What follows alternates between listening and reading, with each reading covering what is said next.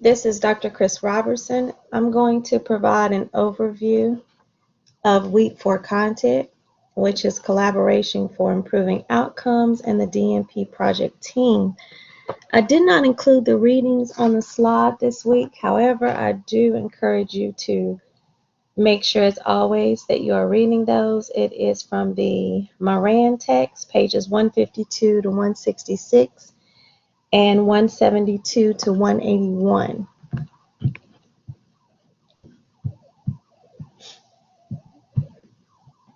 Alrighty. So at this point, you should be familiar and have a basic understanding of the DNP essentials. As it regards to collaboration and as it regards to the DNP project team or your DNP committee, there are two essentials that you will develop as a part of your team, as a part of how you collaborate, not only with your team, but also with the organization or your practice site and the persons that are there. So it's Essential 2 and Essential 6. Organizational and systems leadership for QI and systems thinking, as well as interprofessional collaboration for improving patient and population health outcomes. You may have elements of others, but those are the primary two. So when you start thinking about your DNP project, you need to consider resources. One of the things in your SWOT analysis has you considering some of those resources. Sometimes with resources, we think about, am I going to need paper for my forms or surveys that patients need to complete? Are there clipboards that I can utilize? But we may not always take into consideration people. And so when you're beginning to plan, which this semester is all about planning, as you begin to plan, one of the first things you start thinking about is actually your committee. And so you need to consider where you have gaps in knowledge or where you have gaps in a certain skill. And you also need to think about the actual effort that's needed to fully implement your project. And in that regard, that's where you start honing in on which faculty are going to be key and instrumental in helping me kind of fulfill those gaps and who bring a certain knowledge base or content expertise that I'm in need of, but also as it relates to the efforts needed, and the same thing for key players. But with efforts needed, what type of effort do I need to move forward and start and end my project in a timely fashion? And so that helps formulate your thoughts on what faculty need to be a part of your committee and what key players need to be a part of your not necessarily committee, but let's say project team. You will have at least one key player who's typically your clinical mentor. But when you think about your project team at the site, you're going to develop a sense of connection, collaboration with other persons at the site. And so you have to know who those persons are. Those are your go-to persons in addition to your clinical mentor. Clinical mentor should not be the only person that you're engaging with at a site. So when I say collaborate, what am I talking about? I'm talking about a team where there is shared decision making, where there are strategic alliances. And again, when you start considering what knowledge, what gaps, what skills, what efforts are needed, that's where you begin to look at the key players in the environment as well as faculty who are going to be serving on your committee to figure out, what do I need? What alliances do I need to have? What connections? What type of interpersonal networks am I going to need to utilize? You want to make sure that there's an environment that shares ideas and knowledge, that communicates, cooperates, and again, back to the knowledge transfer. So this is what collaboration looks like. The thing about it is that as a DNP student, this is your project. And so, even though this is collaboration, you have to go back to the other essential, which talked about leadership. The leadership is expected to come from the student. That leadership may not be as pronounced initially, and we'll talk a little bit about why when you look at the stages of group development, but it is expected that you will develop that DNP essential, that competency, and encourage and facilitate collaboration um, through leadership. So again, collaborating is a process, and you'll have your formal team, which will be your DNP committee, but you will also have your informal team, which will essentially be your practice site team. And again, it's going to be more than your mentor, but you want to make sure and support communication, cooperation, knowledge transfer, coordination, problem solving, and negotiating. All of those different things are important as it relates to the process of collaborating in regards to your DNP committee as well as your practice team or project team, is what I tend to refer to them as.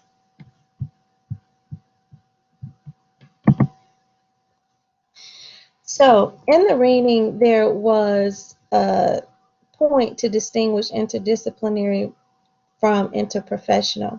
When you think of interdisciplinary, that is essentially you collaborating, communicating with others in your discipline.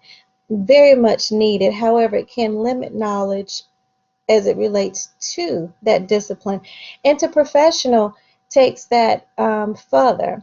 This is interaction among professionals who are not necessarily from the same discipline or branch of knowledge, but who bring unique educational backgrounds, experiences, values, roles, and identities to the process and to your project. So you have to be mindful in terms of looking at what do I need, who do I need, um, because it's not always someone who, it may not be nursing faculty. Your DNP prepared nurse may be your chair, and you have your clinical mentor from the site, but then the third person that you have the option of having may be from another discipline. It may be someone that is within School of Nursing, but they may be in a different department. They may be in physical therapy, they may be in exercise and sports science, or it may be in another school altogether. It may be someone from health psychology. It just depends on what you're doing, and that's why it's important to have conversation with your chair about what needs are here and who can help fill in what gaps. And again, shared overlapping knowledge, skills, ability, and roles, that's what makes the interprofessional collaboration more enriching, so to speak, um, than interdisciplinary collaboration. So you also have interprofessionality. Essentially, that's the process by which professionals reflect on and develop ways of practice that provides integration and cohesiveness. And not just integration and cohesiveness for us to do something, but integration and cohesiveness from the standpoint of ultimately we are addressing the needs of a population, and we are demonstrating social equity, excuse me, social justice, because we are implementing an intervention that represents health equity to address a health disparity or health inequity. So you have to think about, who do I need? Who do I need to collaborate with? What type of information do I need? Instead of having just nurses on your committee, you may have someone from informatics, from business, healthcare management, from statistics. And then you have to think about, how are we going to collaborate? You need to lay some foundation there. There need to be some meetings, not necessarily the full committee. It may be key committee members or whatever you're needing at that time to be able to establish whatever the system may be, if you're going to have regular meetings or we're going to check in every so often, or whatnot. But also, when you're at the practice site, you've got collaboration that's occurring there in your immersion experience. And so those are all of the many opportunities for collaboration that occur and that exist, and will you'll be engaged with as you plan and as you implement your DNP projects.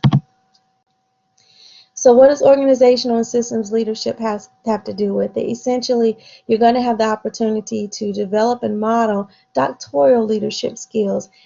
In the first week, I believe there was obviously discussion about the DNP essentials, but I went back and I posted a resource document so that you could see the baccalaureate essentials, the master prepared essentials, as well as the doctoral prepared essentials, DNP specifically, because those things are different. Leadership as it relates to a bachelor's is much different than a master's, and that's much different from a doctorate degree. And so it's very important for you to understand that difference in leadership skill that you're going to be expected to ultimately demonstrate. And you also have to look at the leadership competencies. It's important to focus on transforming system, transforming care, execution, which comes in your planning and your implementation, and people as it relates to impacting a population and making a difference. You may also find that you're able to influence institutional policy, which is another venue of leadership. I included a model here, health leadership competency model, that gives some various elements as it relates to people.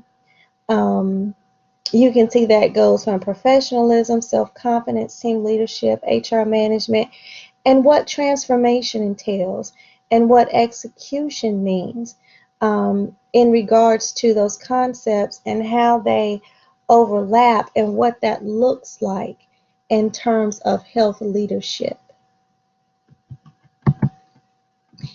Again, I know last semester I think students were like, what's the purpose of a model?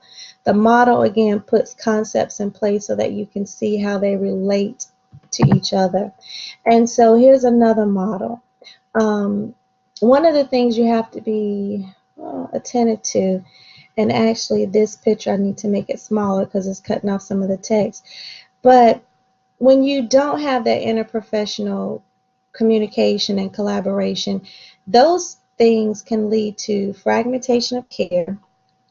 It can lead to excess costs and a healthcare system that is much more disease-oriented rather than health-oriented. So I've heard some say that we have a sick care system versus a healthcare system.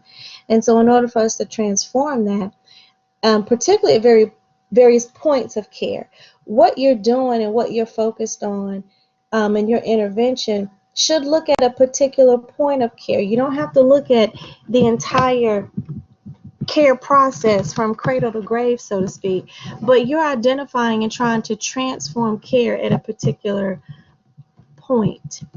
And so the clinical practice model that you see focuses on obviously practice priorities.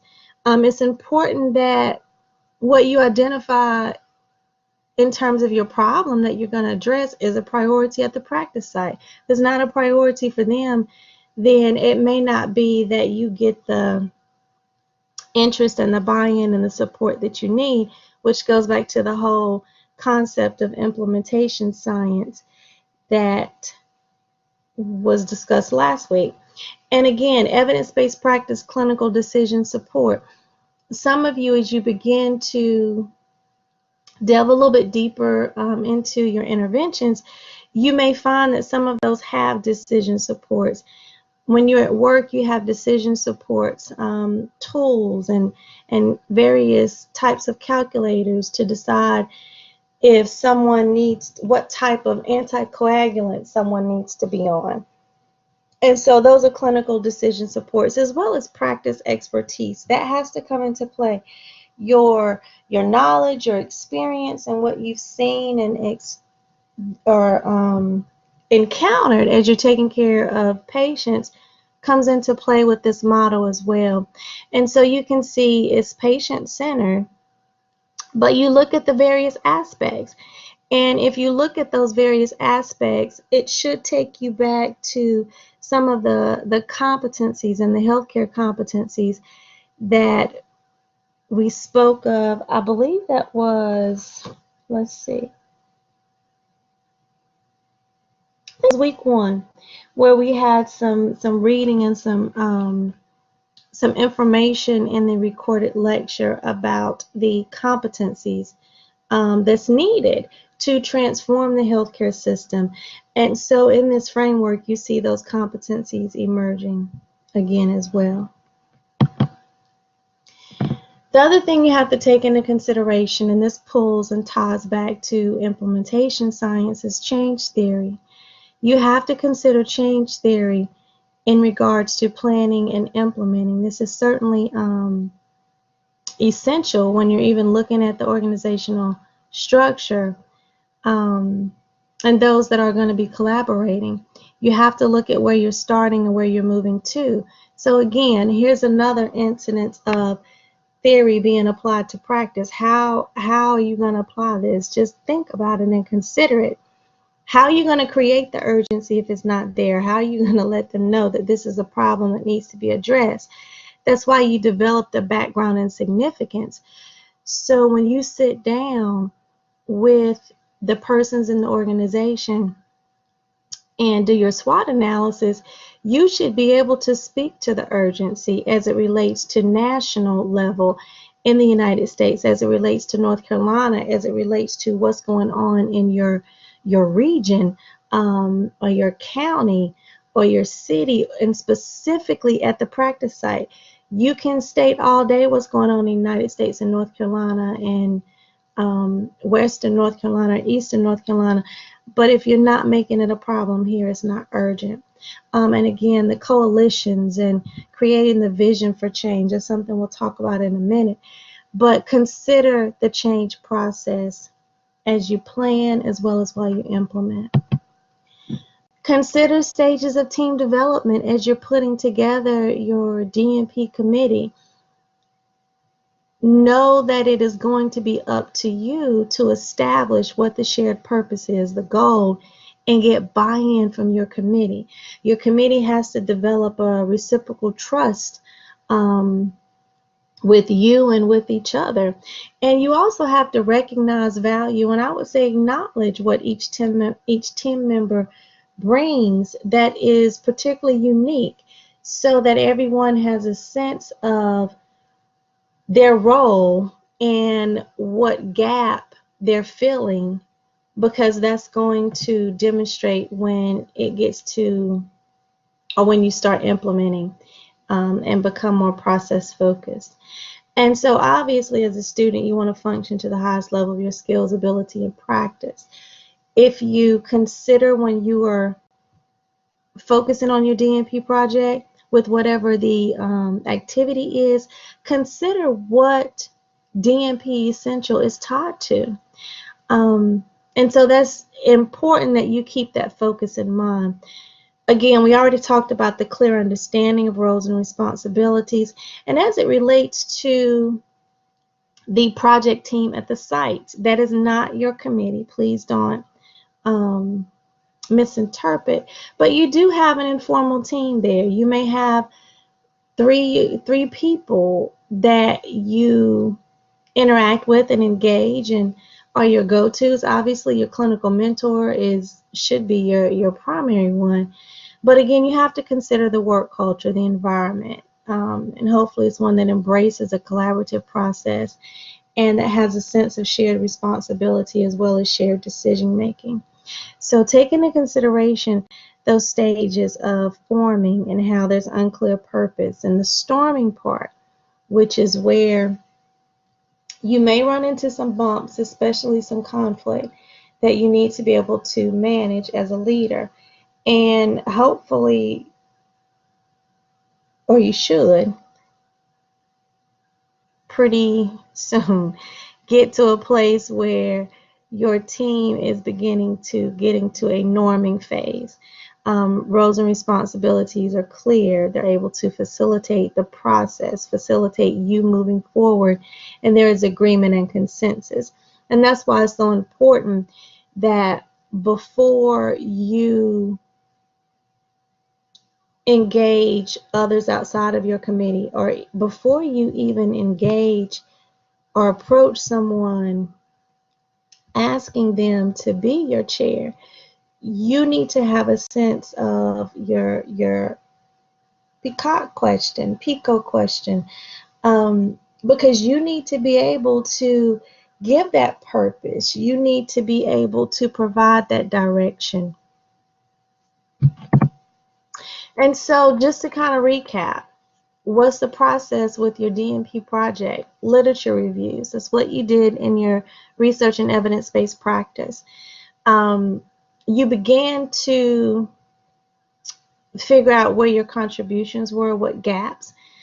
And for those that didn't get to that point, in terms of what gap have I identified and what gap is my project going to address in regards to the need.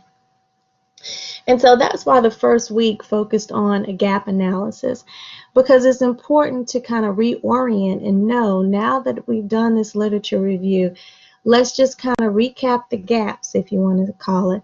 Let's make sure that we understand and we know exactly what the problem is, what we want to do about it, and what gaps this project will address. And so in establishing that and having conversation and dialogue, which is very important to make sure that you go back and look at the feedback that you received, because it's going to be important to consider as you move forward. Those discussion boards remain open for that reason. They're graded, but you can look back at them to look at the feedback. But now it's time to put together the plan that's actually going to address the problem. In the following semester, you will implement, and in the semester after that, you will evaluate what you did, and you will disseminate and share your findings. So when it comes to your project team, and in this instance, I mean committee, not the practice site team, but you've got your chair, who's going to be DNP prepared faculty. And again, when you are introducing yourself to your chair, or approaching someone as a potential chair, you want to make sure that you can articulate the proposed project. And when I say articulate, I don't mean articulate like you can write it out. You need to be able to speak to it. If you're not at a point where you can begin to have some basic conversation with some sense of ease about your topic, then that should tell you that you are not as grounded in your topic, and developing the expected level of mastery and understanding what you're even dealing with. And that's why it's important. You don't want to go and engage the community or engage others at the practice site when you haven't gotten your ducks in a row. And so you want to speak to the proposed project in terms of PICO, and you want to talk about the expertise that they will bring to your team and how they will benefit your team. The chair will evaluate the process and your progress. They'll evaluate your written work. And so as you begin to establish your chairs, understand that it's very common for them to say, let me see where you are on your proposal. How far have you gotten? Have you done this? Have you done that? And even as it relates to your written work, their requirements may be a little different than what is required for an assignment. And so obviously we have assignment rubrics, and that's what we use in this course.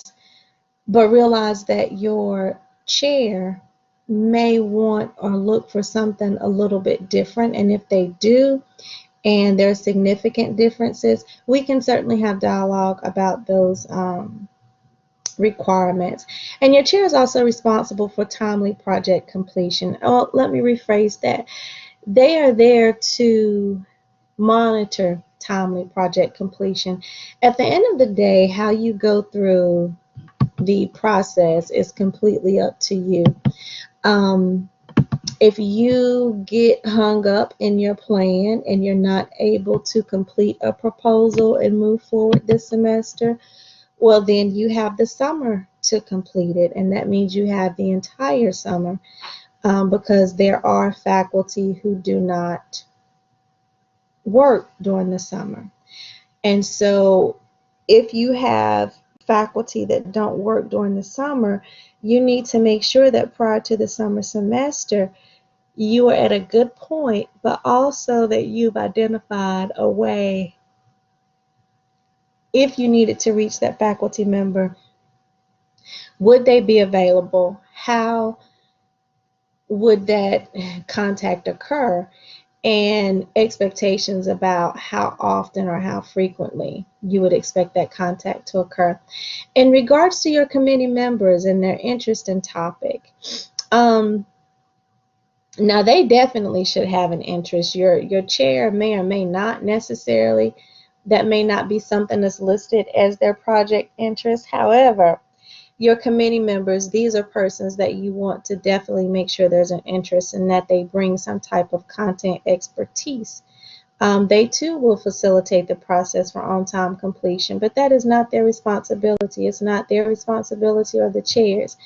It is completely up to you how you progress through the milestones.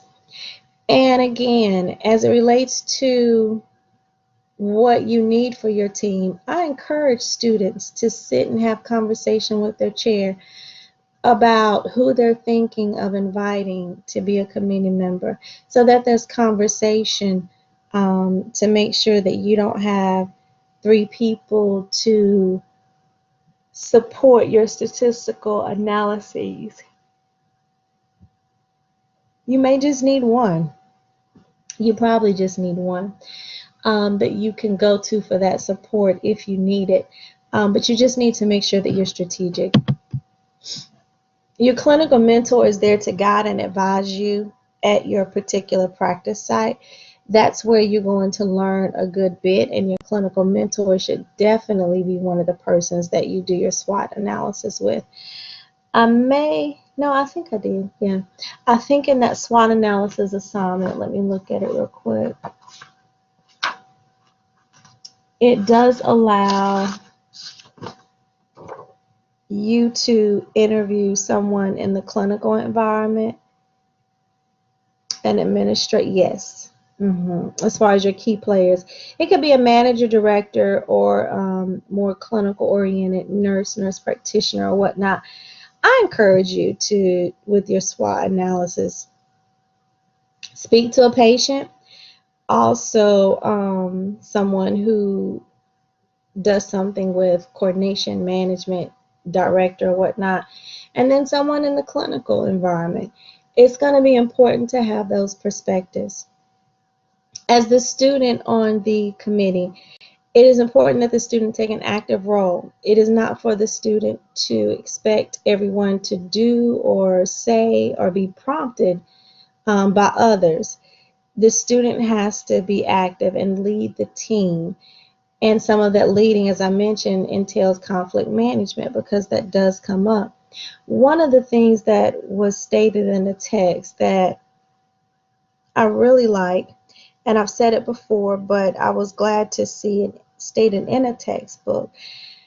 You will feel like you're being shuffled, shuttled back and forth between opinions and experiences of your mentor, your chair, your other committee members.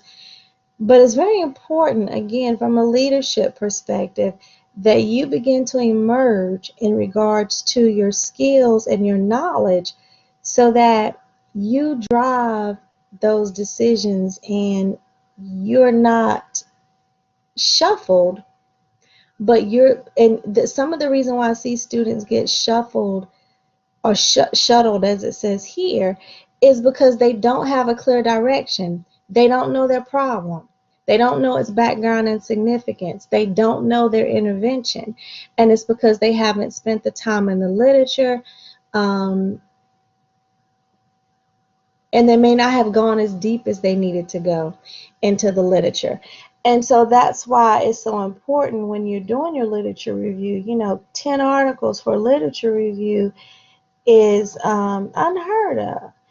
And you're not going to be comfortable with your problem. You're not going to be comfortable with the evidence behind your intervention if you don't get in the literature. And so historically, as I see students begin to become more confident, it's because they're spending more time in the literature and they're spending more time focused on putting pieces together versus doing what they feel like they can to get by. And so as the student emerges as the leader, then that's when the mentor and the project team can kind of sit back and follow and provide guidance or coach the student as needed. And keep in mind, when it comes to team meetings, you need to be very strategic so that you know, what do we need to meet? Is this a phone call? Is this an email? And if we're meeting, to make sure that you've got the right people there, your agenda, that you've worked out the logistics, and also that you've given people the proper lead time. That's important. And so that is the end of the presentation on collaboration and DNP project.